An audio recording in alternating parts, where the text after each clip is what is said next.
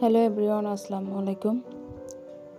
এখন গরমের সিজনে শীতের পিঠা বানানো হচ্ছে, কারণ আমার মা রস সংরক্ষণ করে রাখছিল। তার 4টা ছেলে মেয়েকে একসাথে করে পিঠা বানায় খাওয়াবে।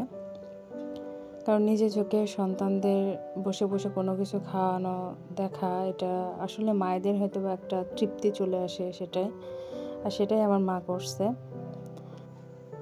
প্রথমে রসটা জ্বালাই নিছে, তার মধ্যে যা যা দেওয়া দরকার সবই দিছে। এলাচ, তেজপাতা, লেবু পাতা, তারপরে নারকেল কোরানি। আর এই পিঠাটা বানানো আসলে কঠিন, সবাই পিঠাটা বানাতে পারে না।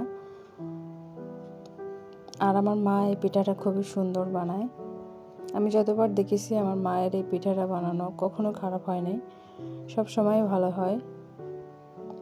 আর খেতেও খুবই মজা। এই যে অসংখ্য ছিদ্রযুক্ত পিঠা, চিতই পিঠা, আর এটা রসে ভেজানো হবে প্রপারভাবে। এটা রসে ভিজে গেছে আর খেতে অসাধারণ ছিল।